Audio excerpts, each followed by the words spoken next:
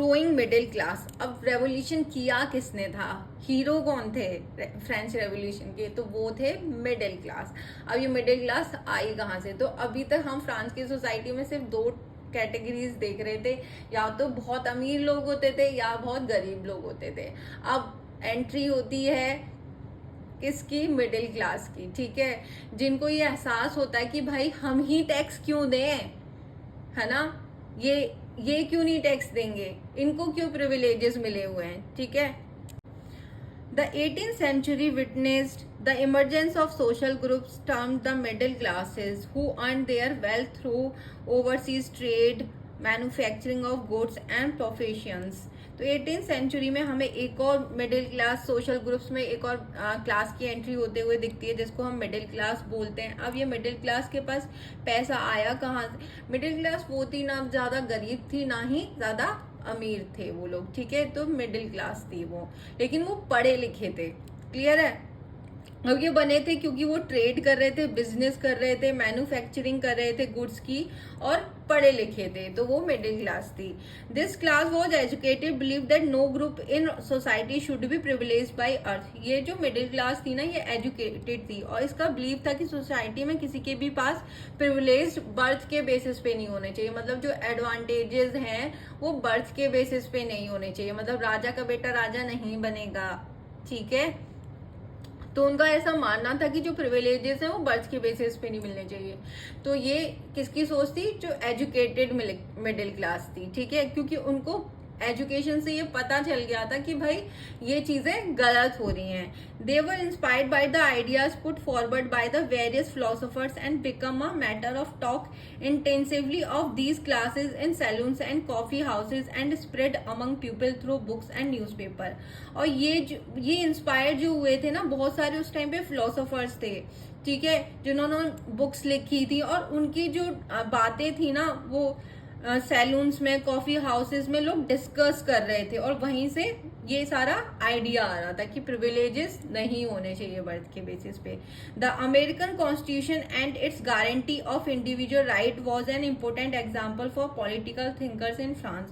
तो जो अमेरिका का जो कॉन्स्टिट्यूशन था ना, उसमें देखते हैं कि लोगों के पास क्या होते हैं, हर इंडिविजुअल के पास राइट्स होते हैं, जो एक पॉलिटिकल, ये एक इम्पोर्टेंट एग्जाम्पल था पॉलिटिकल थिंकर्स के लिए, फ्रांस के लोगों के लिए, कि भाई अमेरिका में क्या है, हर किसी के पास अधिकार है, वो आराम से रह रहे हैं, तो हमारे पास क्यों नहीं है। जो फिलोसोफर फ्रांस के रेवोल्यूशन के लिए लोगों को इंस्पायर कर रहे थे, फ्रांस में जो इंस्पायर कर रहे थे लोगों को, कंट्रीब्यूट किया था जिन्होंने रेवोल्यूशन में, वो थे जैसे जॉन लॉक है, ठीक है। Written the book name two treatises of government, इन्होंने एक बुक लिखी थी जिसका नाम था two treatises of government, in which he criticize the doctrine of the divine and absolute right to the monarch. इन्होंने इस चीज को ठीक है, तो जॉन लॉक ने अपनी जो बुक थी टू ट्रीटीज ऑफ गवर्नमेंट में, उसने एब्सोल्यूट जो राइट है मोनार्की, उसकी आलोचना करी थी कि सारी पावर राजा के पास नहीं होनी चाहिए। अगर राजा कहता है कि हमें तो भगवान ने बनाया, देवीय शक्ति है हमारे पास, तो ये चीजें क्या है, गलत है। वैसे ही एक फिलोसोफर थे Jean Jacques Rousseau, written a book named social contract, इन्होंने एक बुक लिखी थी जिसका नाम है social contract, in which he propose a form of government. इन्होंने एक ऐसे गवर्नमेंट की इमेजिन किया था, प्रपोजल रखा था on a social contract between people and their representative, जिसमें लोगों और उसके जो रिप्रेजेंटेटिव होंगे उनके बीच में कॉन्ट्रैक्ट होना चाहिए। तो उसके लिए उन्होंने सोशल कॉन्ट्रैक्ट नाम की बुक लिखी, नाम था मॉन्टेस्क्यू ने एक बुक लिखी the spirit of the laws, in which he propose a division of power, ठीक है। तो इन्होंने बोला था कि सारी पावर एक के पास नहीं होनी चाहिए, पावर को क्या कर देना चाहिए, शेयर कर देना चाहिए, ठीक है, ठीक है। The outbreak of the revolution, अब यहाँ पे हम लोग देखेंगे कि रेवोल्यूशन की शुरुआत कैसे हुई थी। Louis XVI called an assembly of the State General to pass his proposal to increase tax on 5th May 1789। तो लुई 16 क्या करता है, एक असेंबली बुलाता है स्टेट जनरल की असेंबली बुलाता है और वो बुलाता क्यों है, क्योंकि उसको टैक्सेस को इंक्रीज करना था। अब फ्रांस में एक मतलब प्रथा चली आ रही थी, एक रीति चली आ रही थी कि राजा अपनी मर्जी से टैक्स नहीं बढ़ा सकता था, ठीक है, उसको स्टेट जनरल की असेंबली बुलानी ही होती थी, तभी वो टैक्सेस को बढ़ा सकता था, ठीक है। और इससे पहले जो असेंबली बुलाई गई थी वो बुलाई गई थी 1614 में बुलाई गई थी। सोचो कितना लंबा टाइम था, तब इन लोगों ने स्टेट जनरल की असेंबली बुलाई थी, तब टैक्सेस को बढ़ाया गया था। The first and second state sent 300 representative each who were seated in rows facing each other on two sides, while the 600 members of the third state had to stand at the back। तो first और second state के जो लोग थे ना, उनके 300 representative आते हैं, मतलब 300 फर्स्ट स्टेट के थे और 300 सेकंड स्टेट के थे, क्लर्जी और नोबिलिटी से। और वो क्या करते हैं, आमने सामने की रोज में बैठते हैं, मतलब इधर और इधर, ठीक है, ये फर्स्ट स्टेट और ये सेकंड स्टेट के लोगों को बिठाया जाता है। While the 600 members of the third state had to stand at the back, और जो इन थर्ड स्टेट के लोग थे वो इनके पीछे बैठे थे, ठीक है। The third state was represented by its more The third state was represented by its more prosperous and educated members only, while peasants, artisans and women were denied entry to the assembly। जो third state के जो लोग थे ना, उनके जो representative थे वो अमीर लोग थे, मतलब थर्ड स्टेट के जो मिडिल क्लास लोग थे ना, जो अमीर थे, एजुकेटेड थे, वो इनके रिप्रेजेंटेटिव थे, ठीक है। जबकि पीजेंट जो थे, किसान, जो आर्टिसंस और वुमेन्स थे, उनको असेंबली आने से मना किया हुआ था कि वो लोग असेंबली में नहीं आएंगे। Voting in the state general in the past had been conducted according to the principle that each state had one vote, and same practice to be continued this time। तो जब स्टेट जनरल की जो meeting बुलाई जाती थी ना, तो उसमें तीनों जो स्टेट है ना, उनको एक एक वोट देने का अधिकार था। मतलब ये तीनों स्टेट हैं, फर्स्ट स्टेट को था एक वोट का अधिकार, ठीक है, सेकंड स्टेट को था एक वोट का अधिकार, और थर्ड स्टेट को था एक वोट का अधिकार, ठीक है। तो तीनों स्टेट क्या करते हैं, एक एक वोट देते हैं।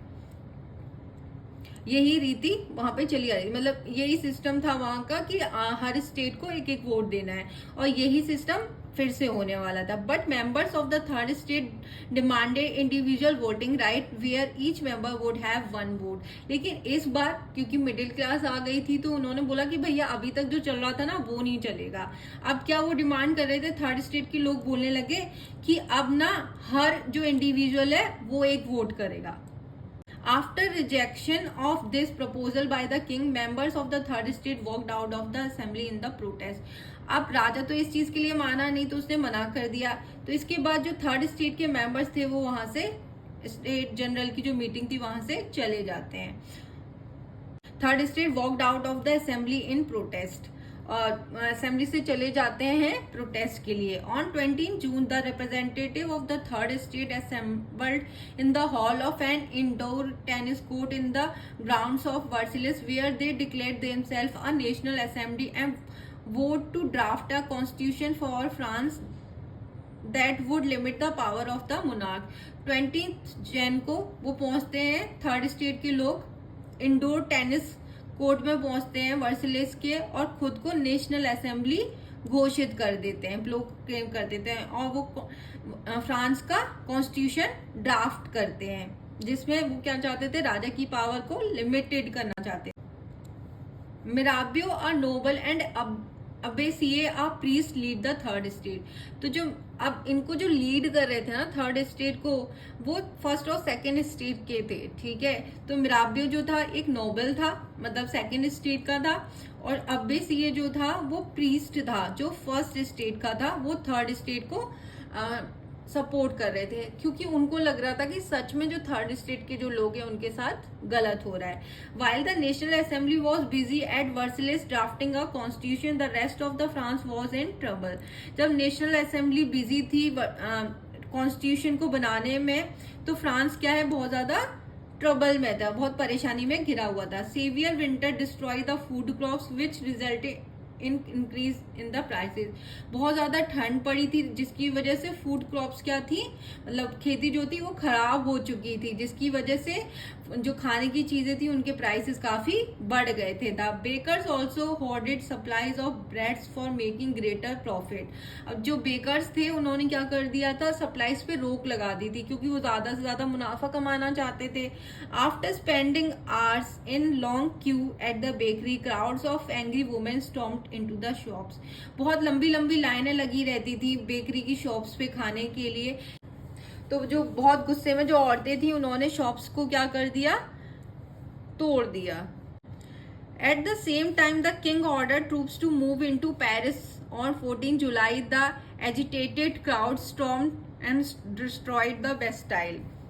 ठीक है, अब हमें फिर से कनेक्ट करना है जहां से हमारा चैप्टर स्टार्ट हुआ था कि 14 जुलाई को लोग इकट्ठे होते हैं और बेस्टाइल को क्या कर देते हैं, डिस्ट्रॉय कर देते हैं। तो यहाँ पे अब वो जो स्टोरी है यहाँ पे कनेक्ट होगी। तो एट द सेम टाइम जो राजा है वो ऑर्डर कर देता है ट्रूप्स को कि आप क्या है, पेरिस में मूव करो। मतलब लोग क्योंकि रेवोल्यूशन कर रहे थे, गुस्से में थे, तो ऑन 14 जुलाई जो क्राउड है 7,000 मैन और वुमेन जाते हैं और बेस्टाइल को डिस्ट्रॉय कर देते हैं। Rumour spread from village to village that the lords of the manor were on their way to destroy the ripe crops through their hired gangs. तो गांव में ये रूमर फैल जाता है और एक गांव से दूसरे गांव में ये रूमर फैल जाता है कि जो जमींदार हैं, जो लॉर्ड्स हैं, वो लोगों को मतलब लुटेरों को बुला रहे हैं और ताकि वो उनकी फसल को खराब करवा पाए। Due to fear, peasants in several districts attacked the cattle of nobles, looted, hoarded grain and burned down documents containing record of manorial dues. तो डर की वजह से पीजेंट्स क्या करते हैं, नोबल्स पे अटैक कर देते हैं, घरों पे जाके लूटपाट करते हैं, उनके घरों से अनाज को लूट लेते हैं, उनके जो डॉक्यूमेंट्स हैं उनको भी जला देते हैं ताकि उनके जो टैक्स वो पे करते थे उसको उनके पास कोई रिकॉर्ड उसका ना हो। Large number of noble fled from their homes and many migrated to neighbouring countries. बहुत सारे जो नोबल्स थे, जो जमींदार थे, वो भाग जाते हैं घरों से, माइग्रेट कर जाते हैं और कुछ जो है पास के जो गांव होते हैं वहां पे रुक जाते हैं। Louis 16 finally recognise the national assembly and accepted the constitution. Louis 16 finally recognise कर देता है, मान्यता दे देता है नेशनल असेंबली को और कॉन्स्टिट्यूशन जो थर्ड स्टेट ने बनाया था उसको एक्सेप्ट कर लेता है। On 4 August 1789 France pass the law for abolishing the feudal system of obligation and taxes. तो 4 अगस्त 1789 को फ्रांस जो है एक लॉ पास करता है जिसमें फ्यूडल सिस्टम को, मतलब जमींदारी जो व्यवस्था थी उसको खत्म कर देता है और जो भी टैक्सेस थे वो सिस्टम भी वहां पे खत्म कर दिया जाता है। The number of clergy were also force to give up their privileges. तो जो क्लर्जी के जो मेंबर्स थे उनको भी फोर्सफुली जो है उनके प्रिविलेजेस को खत्म करने के लिए बोला जाता है। ठीक है, जो टैक्स चर्च लेता था, इनडायरेक्ट टैक्स, उसको क्या कर दिया जाता है, हटा दिया जाता है। और जो लैंड चर्च वालों ने ले रखी थी उसको क्या कर लिया जाता है, जब्त कर लिया जाता है, मतलब उनसे छीन लिया जाता है। तो इसी के साथ हमारा आज का पार्ट खत्म होता है। तो अगर आपको मेरे वीडियोस अच्छे लगते हैं तो प्लीज़ मेरे वीडियोस को लाइक करिए, शेयर कीजिए, और अच्छे नहीं भी लगते हैं तो प्लीज़ कमेंट बॉक्स में मुझे कमेंट करके बताइएगा ज़रूर। ठीक है, तो थैंक यू सो मच और मिलते हैं नेक्स्ट वीडियो में।